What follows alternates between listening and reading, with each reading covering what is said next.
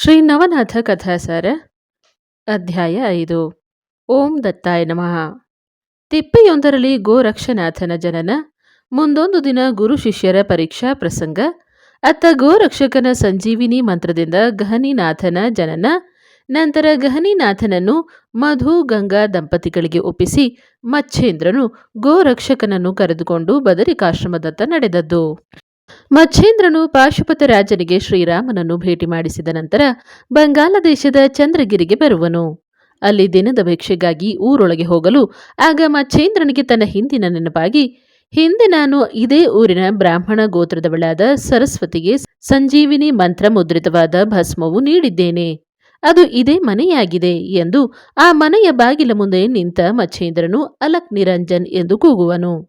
ಈ ಶಬ್ದವು ಕಿವಿಗೆ ತಾಕಲು ಆ ಬ್ರಾಹ್ಮಣ ಪತ್ನಿಯು ಭಿಕ್ಷೆಯನ್ನು ಹಿಡಿದುಕೊಂಡು ಹೊರಬರುವಳು. ಅಷ್ಟರಲ್ಲಿ ಮಚ್ಛೇಂದ್ರನು ತನ್ನ ಮನದಲ್ಲಿ, ನಾನು 12 ವರ್ಷದ ಹಿಂದೆ ಪುತ್ರ ಸಂಜೀವಿನಿ ಭಸ್ಮವನ್ನು ಈಕೆಗೇನೇ ನೀಡಿದ್ದೆಂದು ಖಾತ್ರಿಯಾಗಿ ಅವನು ಆಕೆಯನ್ನು ಕುರಿತು, ಹೇ ಬ್ರಾಹ್ಮಣ ಪತ್ನಿಯೇ, ನಾನು 12 ವರ್ಷದ ಹಿಂದೆ ನಿನಗೆ ಪುತ್ರ ಸಂಜೀವಿನಿ ಭಸ್ಮವನ್ನು ನೀಡಿದ್ದೇನೆ. ಈಗ ಆ ಬಾಲಕನಿಲ್ಲಿ, ಬೇಗ ತೋರಿಸೆನಲು ಆಕೆಯು ಹಿಂದಿನ ಭಸ್ಮದ ದುರಂತವನ್ನು ನೆನೆದು ಥರಥರನೆ ನಡುಗ ಹತ್ತಲು, ಇನ್ನು ಈ ಮಹಾತ್ಮರ ಮುಂದೆ ಸುಳ್ಳಾಡತಕ್ಕದ್ದು ಒಳ್ಳೆಯದಲ್ಲವೆಂದು ನಡೆದು ಹೋದ ಘಟನೆಯನ್ನು ಇದ್ದದು ಇದ್ದ ಹಾಗೆ ಅರುಹುತ್ತಾಳೆ. ಆಕೆಯ ನುಡಿಯನ್ನು ಕೇಳಿದ ನಾಥನಿಗೆ ಬಹಳ ಕೋಪ ಬರುತ್ತದೆ. ಆದರೆ ಮನದಲ್ಲಿ ಯೋಚಿಸಿದ ನಾಥನು, ಮಿಂಚಿ ಹೋದ ಮಾತಿಗೆ ಚಿಂತಿಸಿದರೆ ಫಲವಿಲ್ಲ. ಆದದ್ದು ಆಗಿ ಹೋಯಿತು. ಈಗ ಈಕೆಗೆ ಏನು ಮಾಡಿದರೂ ಫಲವಿಲ್ಲವೆಂದರಿತು ಮತ್ತೆ ಆಕೆಯನ್ನು ಕುರಿತು, ಅಮ್ಮ, ಈಗ ನಿನಗೇನು ಅಂದರೂ ಅದು ಪ್ರಯೋಜನವಿಲ್ಲ. ಈಗ ಆ ಭಸ್ಮವನ್ನು ಚೆಲ್ಲಿದ ಜಾಗವನ್ನು ತೋರಿಸೆನಲು ಆಕೆಯು ಮಚ್ಛೇಂದ್ರನನ್ನು ಕರೆದುಕೊಂಡು ತನ್ನ ಮನೆಯ ಹಿಂದಿನ ತಿಪ್ಪೆಗೆ ಹೋಗುತ್ತಾಳೆ. ಅಲ್ಲದೆ ಮಚ್ಛೇಂದ್ರನನ್ನು ಕುರಿತು, ಯೋಗಧ್ರುಮನೆ, ಇಂದಿಗೆ 12 ವರ್ಷದ ಹಿಂದೆ ಇದೇ ತಿಪ್ಪೆಯಲ್ಲಿ ತಾವು ನೀಡಿದ ಭಸ್ಮವನ್ನು ಚೆಲ್ಲಿದೆನೆಂದು ನಡುಗುವ ಧ್ವನಿಯಲ್ಲಿ ಹೇಳುತ್ತಾಳೆ. ಆಗ ಮಚ್ಛೇಂದ್ರನು ಊರಿನ 10 ದಷ್ಟಪುಷ್ಟರನ್ನು ಕರೆಯಿಸಿ ತಿಪ್ಪೆಯ ಮೇಲೆ ಬಹುದಿನದಿಂದ ಬಿದ್ದ ಗೊಬ್ಬರವನ್ನು ತೆಗೆಸಿ ನಂತರ ಆ ಬಾಲಕನನ್ನು ಕುರಿತು, ಹೇ ಹರಿನಾರಾಯಣನೇ, ನೀನು ಇಲ್ಲೇ ಇರುವೆಯಾದರೆ ಬೇಗ ಎದ್ದು ಹೊರಗೆ ಬಾ. ನೀನು ಗೊಬ್ಬರದಲ್ಲಿ ಹುಟ್ಟಿದ್ದರಿಂದ ನೀನು ಗೋರಕ್ಷಕನಾಥನೆಂಬ ಹೆಸರಿನಿಂದ ಲೋಕವಿಖ್ಯಾತನಾಗುವೆ ಎನ್ನಲು, ಗೊಬ್ಬರದಲ್ಲಿರುವ ಗೋರಕ್ಷಕನಾಥನು, ಗುರುದೇವ ಬಂದೆ ಎಂದು ತಿಪ್ಪೆಯಿಂದ ಹೊರಬಂದು ಮಚ್ಛೇಂದ್ರನ ಪಾದಗಳಿಗೆ ಎರಗುವನು. ಈ ದೃಶ್ಯವನ್ನು ಕಣ್ಣಾರೆ ಕಂಡ ಊರಿನ ಜನರು ಬಹು ಆಶ್ಚರ್ಯಗೊಂಡರೆ, ಮತ್ತೊಂದೆಡೆಗೆ ಸರಸ್ವತಿಯು ಇರುವ ಭಾಗ್ಯವನ್ನು ಕಳೆದುಕೊಂಡದ್ದಕ್ಕಾಗಿ ಹಳಹಳಿಸಿ ಅಳಹತ್ತಿದಳು.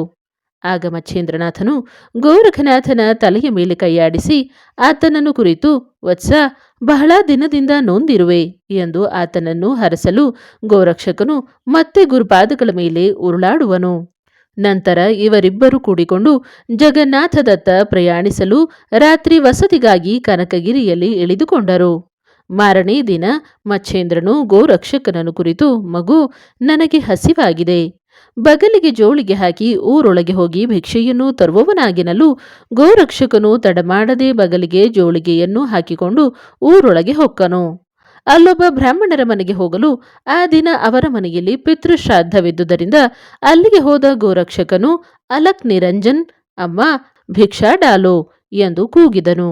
ಆ ಬ್ರಾಹ್ಮಣ ಸತಿಯು ದಾನ ಧರ್ಮದಲ್ಲಿ ಎತ್ತಿದ ಕೈಯವಳಾಗಿದ್ದರಿಂದ ತಡಮಾಡದೆ ತಾನು ಮಾಡಿದ ಹಲವಾರು ನಮೂನೆಯ ತಿಂಡಿ ತಿನಿಸುಗಳನ್ನು ತಂದು ಗೋರಕ್ಷಕನಾಥನಿಗೆ ಬಡಿಸುವಳು. ನಂತರ ಗೋರಕ್ಷಕನು ಅವೆಲ್ಲವನ್ನು ತೆಗೆದುಕೊಂಡು ಭರಭರನೆ ಗುರುವಿರುವಲ್ಲಿಗೆ ಬಂದು ಕೈ ಮುಗಿದು ತಾನು ತಂದ ಅನ್ನ ಪದಾರ್ಥಗಳು ಗುರುವಿನ ಮುಂದಿಡುವನು. ಅಲ್ಲದೆ ಮಚ್ಛೇಂದ್ರನು ಆ ಭಿಕ್ಷಾನ್ನದಲ್ಲಿರುವ ವಡೆ, ಹೋಳಿಗೆ, ಕರ್ಜೆಕಾಯಿ, ಶಿರಾ, ಬುಂದಿ ಇತ್ಯಾದಿ ಪಂಚಪಕ್ವಾನ್ನಗಳು ತಿನ್ನಲು ಬಹು ರುಚಿ ಎನಿಸಿ ಎಲ್ಲವೂ ತಿಂದಾದ ಮೇಲೆ ಅವನಿಗೆ ಮತ್ತೆ ಬೇಕೆನಿಸುವುದು. ಮಾರನೇ ದಿನ ಶಿಷ್ಯನನ್ನು ಕುರಿತು, ಶಿಷ್ಯೋತ್ತಮನೇ, ನಿನ್ನೆ ತಂದ ಭಿಕ್ಷಾ ಪದಾರ್ಥಗಳು ಇನ್ನಷ್ಟು ತರಬೇಕೆಂದು ಆದೇಶಿಸಿದನು. ಅದಕ್ಕೆ ಗೋರಕ್ಷಕನು ಸಂತಸದಿಂದ, ಈಗಲೇ ತಂದೆ ಗುರುವೇ ಎಂದು ಜೋಳಿಗೆ ಹಿಡಿದು ನೇರವಾಗಿ ಅದೇ ಮನೆಗೆ ಹೋಗಿ, ಅಮ್ಮ, ಭಿಕ್ಷಾ ಡಾಲೋ ಎಂದು ಕೂಗುವನು. ಆಗ ಆ ಬ್ರಾಹ್ಮಣ ಸತಿಯು ಅಂದು ಇತರ ದವಸ ಧಾನ್ಯವನ್ನು ತೆಗೆದುಕೊಂಡು ಹೊರಬರುವಳು. ಆಗ ಆಕೆಯನ್ನು ಕುರಿತು ಗೋರಕ್ಷಕನು, ಅಮ್ಮ, ಅವೆಲ್ಲ ಬೇಡ ತಾಯಿ, ಇನ್ನೂ ವಡೆ ಬೇಕು. ನನ್ನ ಗುರುವಿನ ಇಷ್ಟಾರ್ಥವನ್ನು ಪೂರೈಸಲು ಒಡೆಯನು ನೀಡಮ್ಮ ಅಂತ ಕೇಳಲು ಆಕೆಯು, ನಿನ್ನ ಗುರುವಿನ ಮೇಲೆ ಅಷ್ಟೊಂದು ಪ್ರೀತಿಯೂ ಇರುವುದಾದರೆ ನಿನ್ನದೊಂದು ಕಣ್ಣು ಕಿತ್ತು ಕೊಟ್ಟರೆ ಒಡೆಯನ್ನು ನೀಡುವುದಾಗಿ ಹೇಳುವಳು. ಅದಕ್ಕೆ ತಡಮಾಡದೆ ಗೋರಕ್ಷಕನು ತನ್ನ ಬಲಗೈಯ ಹೆಬ್ಬೆರಳಿನಿಂದ ಎಡಗಣ್ಣಿನ ಗುಡ್ಡೆಯನ್ನು ಕಿತ್ತು ಅವಳ ಕೈಗಿಡುವನು. ಆಗ ಆಕೆಯು ಗಾಬರಿಯಾಗಿ ಗೋರಕ್ಷಕನನ್ನು ಕುರಿತು, ಹೇ ಗುರುಭಕ್ತನೇ, ನಾನು ವ್ಯಂಗ್ಯಕ್ಕಾಗಿ ನುಡಿಯಲು ಇದೇನು ಮಾಡಿದೆ ಎಂದು ನುಡಿವಳು. ಅದಕ್ಕೆ ಗೋರಕ್ಷಕನು, ಅದಿರಲಿ ತಾಯಿ, ಅದು ನನ್ನ ಗುರುಭಕ್ತಿ ಅಷ್ಟೇ, ಇದರಲ್ಲಿ ನಿನ್ನ ದೋಷವೇನೂ ಇಲ್ಲ, ದಯವಿಟ್ಟು ಒಡೆಯನ್ನು ನೀಡೆನಲು ಆಕೆಯು ಭರಭರನೆ ಒಳಗೆ ಹೋಗಿ ವಡೆ ಇತ್ಯಾದಿ ಪದಾರ್ಥಗಳನ್ನು ತಕ್ಷಣವೇ ತಯಾರಿಸಿಕೊಂಡು ಹೊರಬಂದು ಗೋರಕ್ಷಕನಿಗೆ ನೀಡುವಳು. ಅಲ್ಲದೆ ಅವನನ್ನು ಕುರಿತು, ಮಹಾನ್ ತಪೋನಿಧಿಯೇ, ನನ್ನನ್ನು ಕ್ಷಮಿಸೆಂದು ಅವನ ಕಣ್ಣುಗುಡ್ಡೆಯನ್ನು ಗೋರಕ್ಷಕನ ಕೈಗಿತ್ತು ಕಳುಹಿಸಿಕೊಡುವಳು. ಇತ್ತ ಬಗಲಿಗೆ ಜೋಳಿಗೆ ಹಾಗೂ ಬಲಗೈಯಲ್ಲಿ ಕಣ್ಣುಗುಡ್ಡೆ ಮತ್ತು ಎಡಕೈಯಿಂದ ಎಡಗಣ್ಣನ್ನು ಮುಚ್ಚಿಕೊಂಡ ಗೋರಕ್ಷಕನು ಗುರುವಿನಲ್ಲಿಗೆ ಬಂದು ಭಿಕ್ಷೆಯನ್ನು ಗುರುವಿನ ಮುಂದಿಟ್ಟು ಸ್ವೀಕರಿಸಲು ಹೇಳುವನು. ಅತ್ತ ಶಿಷ್ಯವತ್ಸಲನಾದ ಗುರುವರನು ಕಣ್ಣಿಗೇನಾಗಿದೆ ಎಂದು ಕೇಳಲು ಗೋರಕ್ಷಕನು ತಮ್ಮ ಭೋಜನದ ನಂತರ ಹೇಳುವೆನೆಂದು ನುಡಿಯುವನು. ಆಗ ಗುರುಗಳು ಗೋರಕ್ಷಕನಾಥನನ್ನು ಕುರಿತು, ನೀನು ಹೇಳುವವರೆಗೂ ನಾನು ಊಟ ಮಾಡುವುದಿಲ್ಲವೆಂದು ಹಠ ಹಿಡಿಯಲು ಶಿಷ್ಯನು ನಡೆದ ಘಟನೆಯನ್ನು ಗುರುವಿಗೆ ಹೇಳುವನು. ಆಗ ಕರುಣಾಮಯ್ಯಾದ ಮಚ್ಛೇಂದ್ರನು ಶಿಷ್ಯನನ್ನು ತಬ್ಬಿಕೊಂಡು, ಶಹಬಾಸ್, ಶಿಷ್ಯನೆಂದರೆ ಹೀಗಿರಬೇಕೆಂದು ಶ್ಲಾಘಿಸುತ್ತಾ ಶಿಷ್ಯನ ಕಣ್ಣುಗುಡ್ಡೆಯನ್ನು ತನ್ನ ಕೈಯಿಂದ ಗೋರಕ್ಷಕನ ಎಡಗಣ್ಣಲ್ಲಿ ಇಟ್ಟು ಅಶ್ವಿನಿ ಮಂತ್ರವನ್ನು ಜಪಿಸಲು ಗೋರಕ್ಷಕನ ಆ ಕಣ್ಣು ಕಾಣಲಾರಂಭಿಸುತ್ತದೆ. ಆಗ ಮಚ್ಛೇಂದ್ರನು ಶಿಷ್ಯನನ್ನು ತನ್ನ ತೊಡೆಯ ಮೇಲೆ ಕುಳ್ಳಿರಿಸಿಕೊಂಡು ಇಬ್ಬರೂ ಊಟ ಮಾಡುವರು. ನಂತರ ಮಚ್ಛೇಂದ್ರನು 1 ತಿಂಗಳು ಕಾಲ ಅಲ್ಲಿದ್ದು ಗೋರಕ್ಷಕನಿಗೆ ಶಾಬರಿ ಕವಿತ್ವವನ್ನು ಹೇಳುವನು. ಅಲ್ಲದೆ ಅಸ್ತ್ರವಿದ್ಯೆ ಮುಂತಾದ ವಿದ್ಯೆಯಲ್ಲಿ ಶಿಷ್ಯನಿಗೆ ಹೇಳಿಕೊಟ್ಟು ಆತನಿಗೆ ಸಫಲನನ್ನಾಗಿ ಮಾಡಿದನು. ಹೀಗೆ ಗುರುವಿನಿಂದ ಕವಿತೆ, ವೇದ, ಶಾಸ್ತ್ರ, ಜ್ಯೋತಿಷ್ಯ, ಬ್ರಹ್ಮಜ್ಞಾನ, ವ್ಯಾಕರಣ, ಧನುರ್ಧರ, ಈಜುವಿದ್ಯೆ, ಸಂಗೀತ, ನಾಟ್ಯ, ಕಾವ್ಯ, ಛಂದಸ್ಸು, ಧರ್ಮವಿದ್ಯೆ, ರಸಾಯನ ಮುಂತಾದ 14 ವಿದ್ಯೆಗಳು ಗೋರಕ್ಷಕನು ಕಲಿತನು.